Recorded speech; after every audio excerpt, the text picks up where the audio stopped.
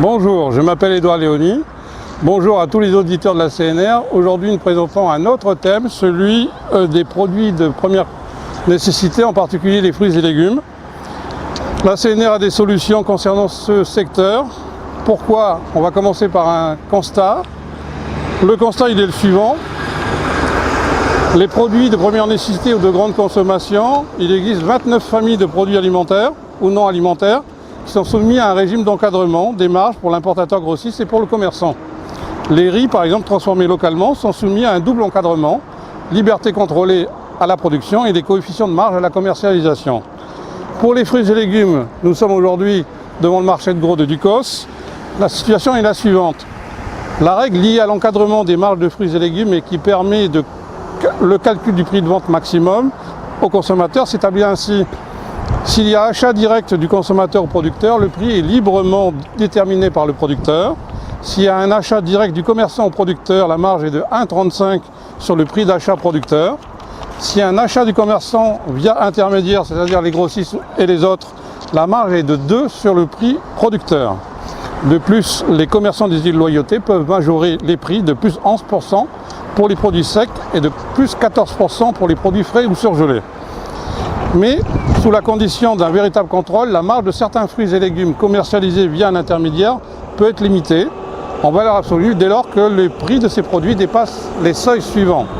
300 francs par kilo pour les salades et les tomates, 150 francs par kilo pour les courgettes, choux, carottes, citrons et limes, 100 francs pour les oignons et les concombres.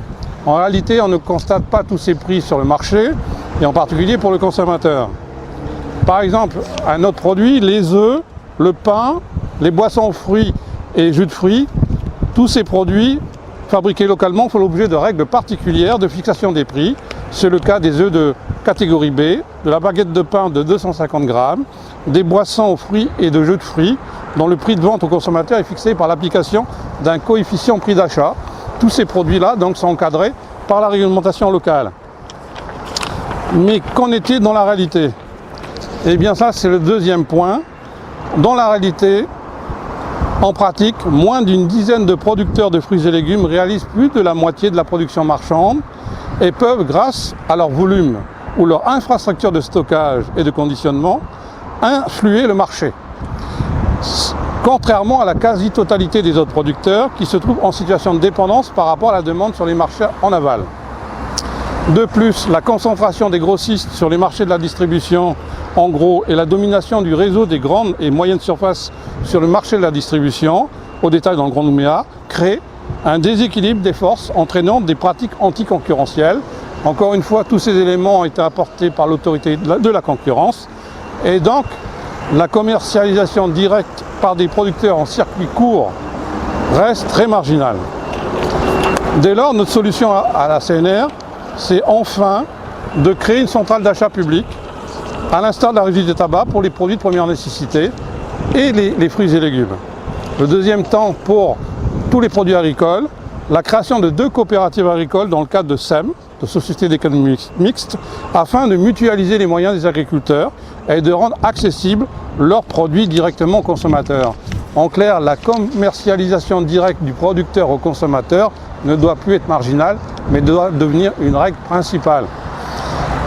Pour finir, notre sujet pour la CNR, c'est toujours de s'occuper des classes défavorisées et des classes moyennes. Rappelons-nous les fondamentaux. 50% des Caïoniens vivent avec moins de 144 000 francs par mois et 53 000 personnes vivent sous le seuil de pauvreté. Qu'en est-il de notre logique politique? Notre logique politique, elle répond à 5 questions d'un homme politique britannique, Tony Benn, qui est décédé en 2014, qui posait 5 questions. De quel pouvoir êtes-vous investi? Eh bien, la CNR répond à cette question en disant « Nous sommes investis du pouvoir de nos adhérents, de nos sympathisants et de toutes nos connaissances. » Par qui? Comme on le précise encore, la CNR est investie par ses seuls adhérents. Il n'a pas de lobby. En clair, à la question « Dans quel intérêt l'exercez-vous ?»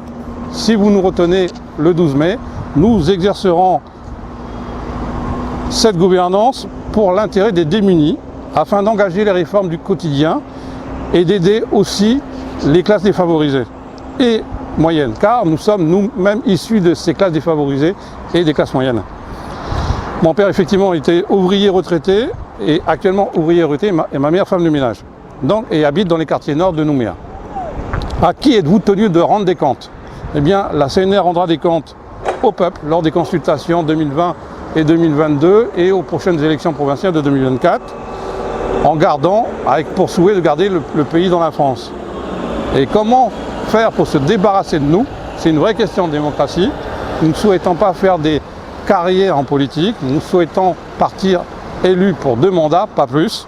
Donc les candidats de 2019 postulent pour 2 mandats de 5 ans, et vous pourrez donc nous changer dans 5 ans si vous n'êtes pas satisfait, et nous ferons donc tout pour que vous soyez satisfait dans 5 ans, en apportant enfin les réformes du quotidien que nous avons inscrites dans notre programme, que nous distribuerons dans 15 jours. Nous vous remercions. Nous terminons toujours par cette phrase: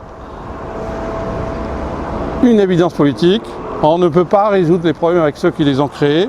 Il est temps que les Calédoniens se réveillent en élisant enfin des élus qui leur ressemblent. Merci à vous.